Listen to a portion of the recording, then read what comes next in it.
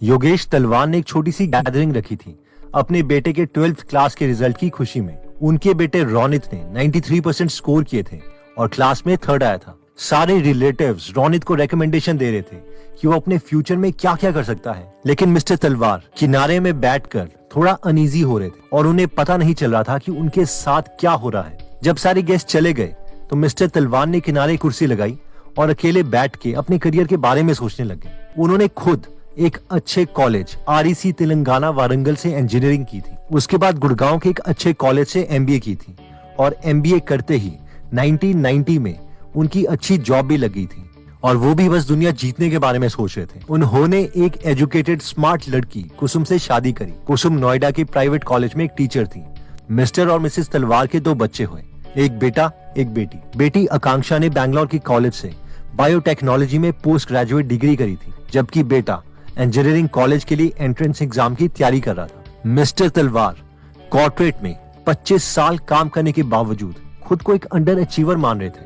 पहले उन्होंने सोचा था कि 40 साल में वो रिटायरमेंट ले लेंगे, फिर 45 में सोचा और खुद को फाइनेंशियली इनसिक्योर मान रहे थे। मिस्टर तलवार सोच रहे थे कि लाइफ में उन्होंने क्या क्या डिसीजन लिए हैं। डिसीजन जैसे कि बच्चे होने से पहले वो एक जेनरस आदमी थे। दोस्तों को अगर कोई भी फाइनेंशियल हेल्प की जरूरत पड़ती तो वो हिचकिचाते नहीं, बस दे देते। लेकिन जैसे ही उनकी बेटी आकांक्षा पैदा हुई तो पैसों को लेके वो सीरियस हो गए और उन्होंने फिक्स डिपॉजिट यानी FD में पैसे इन्वेस्ट करना स्टार्ट कर दिया।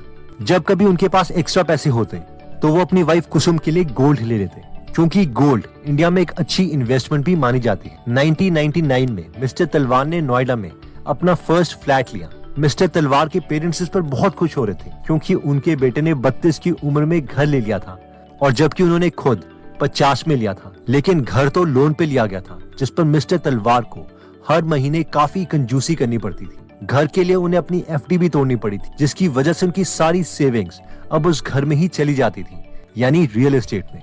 बीच में बैंक के इंटरेस्ट रेट्स कम हुए, मिस्टर तलवार की थोड़ी सैलरी बढ़ी और उन्होंने अपने दोस्त के कहने पर कुछ स्टॉक्स खरीद लिए।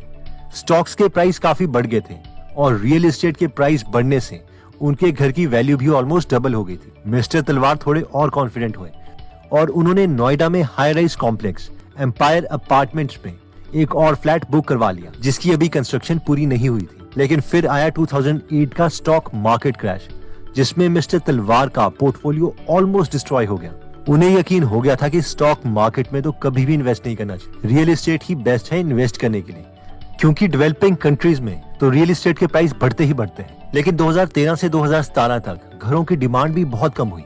बहुत से रियल एस्टेट डेवलपर्स लोन में डिफॉल्ट करने लग गए, क्योंकि कोई कस्टमर मिल ही नहीं रहा था, जिसकी वजह से जो नया घर मिस्टर तलवार को 3 साल में तैयार होके मिलना था, अब 6 सालों के बाद भी उन्हें वो तैयार होके नहीं मिल रहा था और अगले सालों में भी उसके तैयार होने के चांसेस नहीं थे। मिस्टर तलवार अपने ख्यालों से बाहर आए और टीवी को ऑन कर दिया। वो अब 50 के हो चुके थे और उनके पास 10 और साल बचे थे वर्किंग लाइफ के।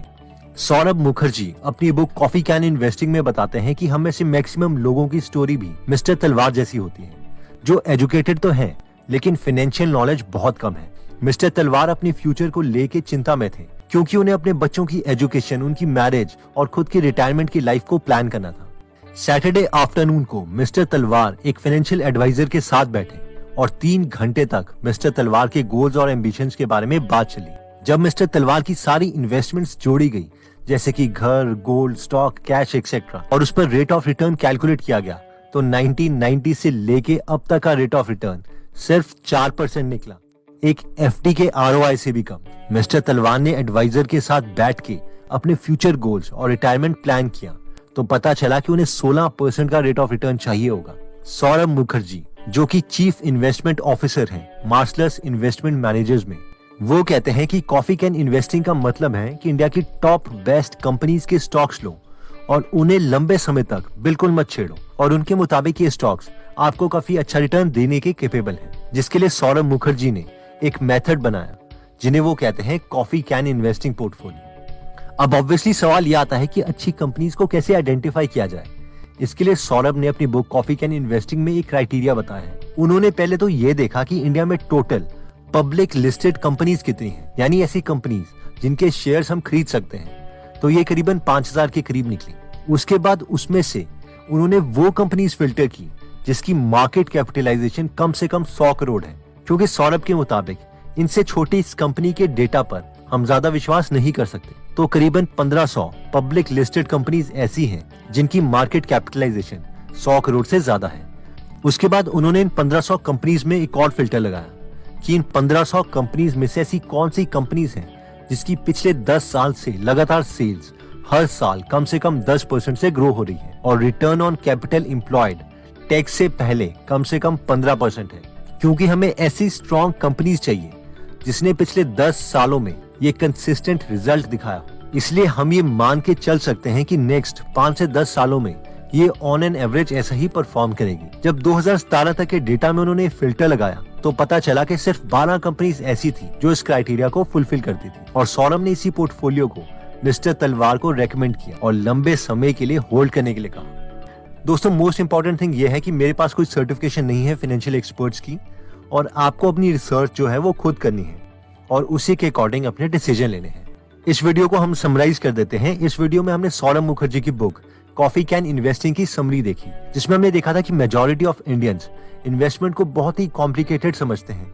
या तो उनकी इन्वेस्टमेंट फिलॉसफी ही गलत होती है, जैसे कि ज्यादा रिटर्न्स के लिए हमें ज्यादा रिस्क लेना पड़ेगा।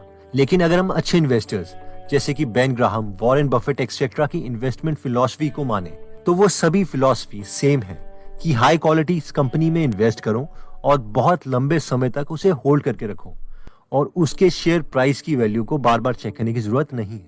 नेक्स्ट हमने देखा था कि सौरभ मुखर्जी के अकॉर्डिंग कॉफी कैन पोर्टफोलियो भी हमें अच्छी कंपनीज को फिल्टर करने का ऑप्शन देता है, जिसमें सौरभ ने कुछ फिल्टर्स बनाए थे, जैसे कि उन कंपनी की मार्केट कैप 100 करोड़ से ज्यादा होनी चाहिए और पिछले 10 साल में लगातार सेल्स 10% से ग्रो होनी चाहिए और साथ में ROCE यानी रेट ऑफ कैपिटल एम्प्लॉयड पिछले 10 साल का हर साल कम से कम 15% होना चाहिए। ऑथर के अकॉर्डिंग अगर हम इन कंपनीज में इन्वेस्ट करके 5 से 10 साल तक इस पोर्टफोलियो को छेड़ते नहीं हैं तो हमें अच्छा रिटर्न मिल सकता है।